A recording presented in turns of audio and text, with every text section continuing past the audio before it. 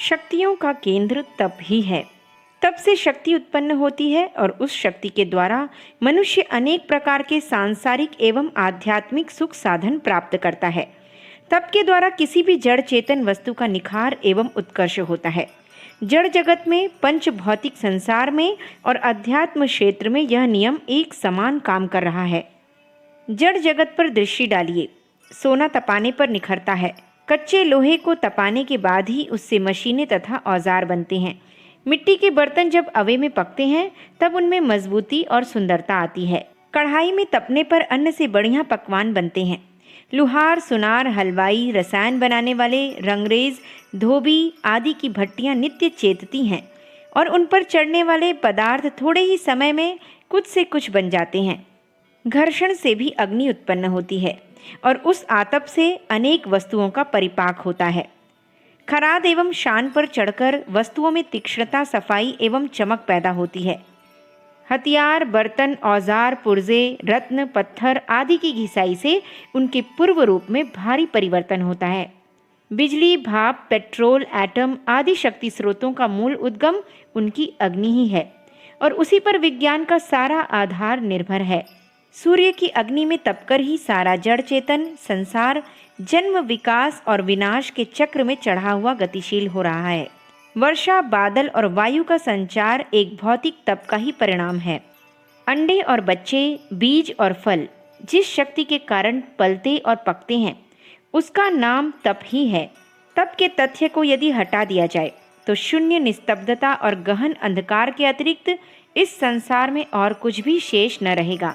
सजीव प्राणी जगत पर दृष्टि डालिए तो मालूम पड़ेगा कि जिसको जो कुछ प्राप्त है वह उसके तप के कारण ही है।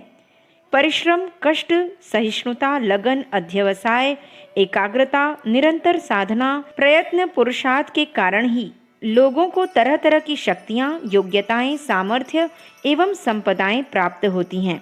विद्यार्थी, व्यापारी, किसान, मजदूर, शिल्पी, संगीतज्ञ, चिकित्सक, नेता, साधु आदि सभी वर्गों के लोग अपने अपने कार्यक्षेत्र में हमको अपने उद्देश्य के लिए अपने अपने ढंग से तप करते हैं। जिसका तप जितना अधिक होता है उसे उसी हिसाब सफलता एवं संपन्नता मिलती चलती है। इतिहास बताता है कि पुरुषार्थ प्रधान जातियां आगे बढ़ीं और ऊंची उठीं। इसके विपरीत आलसी, विलासी, भीरू, अकर्मण्य लोग व्यक्तिगत एवं सामूहिक रूप से विनाश के गर्त में चले गए। जो वृक्ष ऋतु प्रभावों को सहते हैं वे ही दीर्घजीवी होते हैं और जिनकी सहन शक्ति निर्बल होती है वे थोड़ी सी सर्दी गर्मी में ही नष्ट हो जाते हैं। इसी प्रकार तपस्वी मनुष्य ही सफल होते देखे गए हैं। कहीं कहीं तप और सत्परिणाम की संगति दिखाई नहीं पड़ती। उसका कारण संचित और आगत कर्मों का विधान ही है। किन्हीं को स्वल्प प्रयत्न में या बिना प्रयत्न के ही बहुत लाभ होता देखा गया है। इसमें उसके पूर्व संचित सुकृत ही प्रधान कारण है। जब उसकी वह संचित पूंजी समाप्त हो जाएगी तो उसे अपने वर्तमान स्वल्प प्रयत्नों के अनुकूल स्वल्प परिणाम ही उपलब्ध रहेगा। इसी प्रकार जिनके पिछले दुष्कृत दुर्भाग्य इस समय भोगने अनिवार्य हैं उनका वर्तमान तप असफल रहता हुआ दिखाई पड़ता है। परंतु जैसे ही वह पुराना भोग समाप्त हुआ कि नवीन सुकृत का आशाजनक सत्परिणाम तुरंत सामने आ उपस्थित होता है। संचित और आगत कर्मों के परोक्ष विधान के अनुसार किन्हीं के तप से न्यूनाधिक लाभ होता दिखाई दे तो भी इतना निश्चित है कि तपस्या कभी भी निष्फल नहीं जाती। उसका यथोचित परिणाम अवश्य ही प्राप्त होता है। संसार का यह अविचल और अकाट्य नियम है। शक्ति का उद्गम स्थान तप है। तप से शक्ति उत्पन्न होती है। उस शक्ति को उचित या अनुचित मार्ग में लगाना मनुष्य की अपनी इच्छा के ऊपर निर्भर है। चोर, डाकू, लुटेरे एवं कुकर्मी लोग भी अपने ढंग से काफ़ी तप करते हैं और अपने क्षेत्र में उसका परिणाम भी पाते हैं। यह दूसरी बात है कि शक्ति का दुरुपयोग करने एवं कुमार्ग में लगाने का पीछे चलकर उन्हें दुष्परिणाम भुगतना पड़े। चाकू का काम काटना है, उससे फल काटना या उंगली काटना अपनी इच्छा पर निर्भर है। तप से शक्ति उत्पन्न होती, वह शक्ति कहाँ, कब, किस प्रयोजन के लिए, किस प्रकार प्रयुक्त की जाए, यह उस प्रयोक्ता की इच्छा पर निर्भर है। यह संसार तप के आधार पर बना है और उसी के आधार पर उसकी जीवनचर्या एवं गतिशीलता निर्भर है। जड़ चेतन सभी पर इस दैवी विधान के नियम समान रूप से काम कर रहे हैं। यह नियम आध्यात्मिक क्षेत्र में तो और भी व्यापक रूप से काम करता है। सृष्टि के आदिकाल से लेकर आज तक जितने भी आत्मशक्ति संपन्न महापुरुष हुए हैं, उनकी महत्ता का एक ही कारण रहा है, और वह था तप। परमात्मा ने मनुष्य के शरीर और मन में अनेक सूक्ष्म शक्तियों के अद्भुत भंडार भर दिए हैं। उसके अणु अणु में चमत्कारी दिव्य शक्तियों के कोश छिपे हुए हैं। यह कोश सुषुप्त अवस्था में पड़े रहते हैं। जिस प्रकार रात्रि में सब जीव जंतु सोते रहते हैं और प्रातः काल सूर्य की गर्मी फैलते ही निद्रा खुल जाती है, उसी प्रकार तप की गर्मी से वे सुषुप्त शक्ति कोश जागृत होते हैं और मनुष्य उन ईश्वर प्रदत्त सूक्ष्म शक्तियों के बल से सुसज्जित हो जाता है, जो चिरकाल में उसके भीतर सोई हुई पड़ी थी।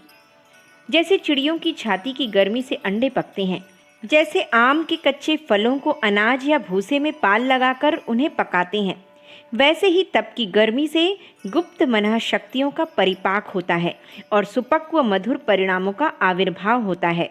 स्थूल से सूक्ष्म की शक्ति सदा ही असंख्य गुनी होती है। शरीर से बुद्धि सूक्ष्म है और बुद्धि से आत्मा सूक्ष्म है। शरीर से मजदूरी करने वाला मजदूर एक दिन जितना कमाता है, बुद्धि से मजूरी करने वाला वकील उससे अधिक कमा लेता है।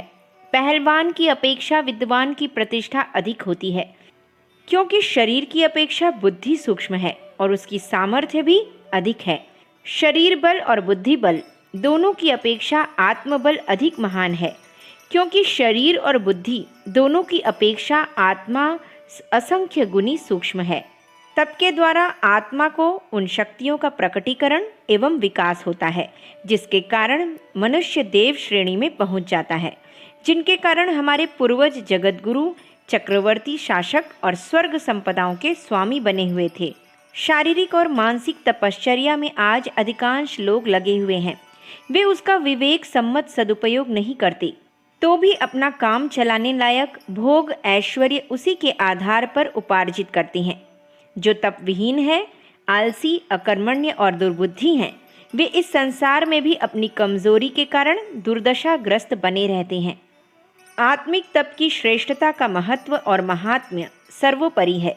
जो इस क्षेत्र में तपस्या करते हैं, वे उन सुख सुविधाओं के स्वामी बनते हैं जिनका अन्य किसी मार्ग से प्राप्त होना संभव नहीं है। आत्मिक क्षेत्र की तपश्चर्या का इतिहास ही भारतीय संस्कृति का इतिहास है।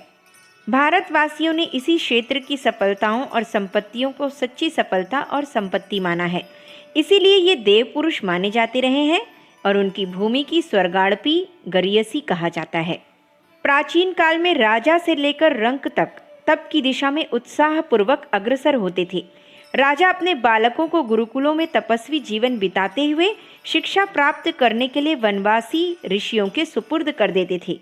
उसी का परिणाम है कि भारत माता की कोख से सदैव महापुरुष उत्पन्न होते रहे हैं। आज उस महानता का परित्याग करके लोग भोग और लोभ के निम्न स्तर पर उतर आए हैं। उसी का फल है कि वे व्यक्तिगत और सामूहिक शांति और उन्नति से रहित होते जा रहे हैं और चिंता, कलह, पाप एवं अशांति से सारा वातावरण दूषित हो रहा है। सच्ची शांति, उन्नति और संपत्ति प्राप्त करने के लिए हमें तप का आश्रय लेना पड़ेगा। शारीरिक और बौद्धिक क्षेत्रों से ऊंचा उठकर आध्यात्मिक क्षेत्र को अपना कार्य क्षेत्र बनाना होगा। तब हम सांसारिक सुख साधनों को सहज ही प्राप्त करते हुए उन महान लाभों के भी अधिकारी बन सकेंगे जो सार्वभौम आनंद के हेतु होते हैं। मनुष्य जीवन की सच्ची संपत्ति तप है और तप का एकमात्र केंद्र गायत्री है। गायत्री के अतिरिक्त तप का और कोई मार्ग नहीं। जितनी अनेक प्रकार की तपश्चर्याएं विभिन्न रूपों में दिखाई पड़ती हैं, उन सब का उद्गम गायत्री है। बिना गायत्री के कोई तप सफल नहीं हो सकता। जैसे बिना नींव जमाए कोई मकान खड़ा नहीं हो सकता, यदि खड़ा भी हो जाए तो ठहर नहीं सकता। इसी प्रकार बिना गायत्री के कोई तपस्या न तो पूर्ण होती है और न उसमें सफलता ही मिलती है। तप का मूल तत्व गायत्री में सन्निहित भर गई है, जिसकी चर्चा अगले अंक में करेंगे। पाठकों को यह भली प्रकार समझ लेना है कि आध्यात्मिक उन्नति के लिए तप आवश्यक है। तप से ही सच्चा आत्मकल्याण संभव है। अखंड ज्योति, मई सन 1952, पृष्ठ संख्या 25, 26, 27। हमारे YouTube चैनल विचार क्रांति दूत अखंड ज्योति पत्रिका को सब्सक्राइब करें एवं अगली वीडियोस प्राप्त करने के लिए बेल आइकन दबाएं। धन्यवाद।